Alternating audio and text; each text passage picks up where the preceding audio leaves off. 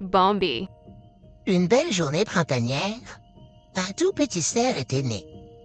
Sa mère l'avait nommé Bambi. Elle le protégeait et s'assurait qu'il apprenait tout ce qu'il fallait savoir pour survivre dans la forêt. Bambi aimait apprendre et était très curieux. Il rencontrait le lapin Pampan et la moufette Fleur. Ils devenaient de bons amis et s'amusaient beaucoup ensemble. Après quelques années, la mère de Bambi pensait qu'il était temps d'aller dans la grande prairie avec Bambi. Ce n'était pas sécurisé, car les gens chassaient régulièrement les animaux. C'est là que Bambi rencontrait son père, qu'on appelait le Grand Prince. C'était le cerf le plus vieux et le plus sage de la forêt. Ils vivaient ensemble dans un grand groupe de cerfs. Féline était l'une des cerfs. Elle était une jeune biche. Bambi et Féline devenaient de grands amis. Mais ensuite, des chasseurs entraient dans la forêt et les cerfs devaient fuir. C'était très effrayant, mais heureusement, tout se terminait bien et les cerfs trouvaient une bonne cachette. En hiver, Bambi voyait de la neige pour la toute première fois et il adorait ça. Il s'amusait à jouer sur la glace avec son ami Pampan. Mais en hiver, la forêt dormait et il y avait peu de nourriture. Quand la mère de Bambi voyait de l'herbe dans un champ ouvert, elle décidait d'y aller avec Bambi. Mais les chasseurs étaient de retour dans la forêt et ils devaient donc courir pour sauver leur vie.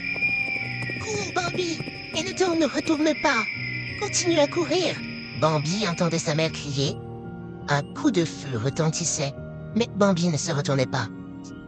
Il a retrouvé la cachette, mais il ne voyait plus sa mère. Le grand prince disait qu'elle avait été prise par les chasseurs. À partir de ce moment-là, le grand prince prenait soin de Bambi. Bambi devenait un cerf adulte. Ses amis Pampan et Fleur devenaient aussi adultes maintenant. La sage chouette de la forêt leur parlait des tremblements de printemps. C'était lorsque les mâles adultes s'intéressaient aux femelles, disait la chouette. Eh bien, cela ne leur arriverait pas, disaient-ils tous, les trois fermement. Mais la chouette avait raison. Fleur commençait à sortir avec une petite amie, peu de temps après, et Pampan tombait aussi amoureux.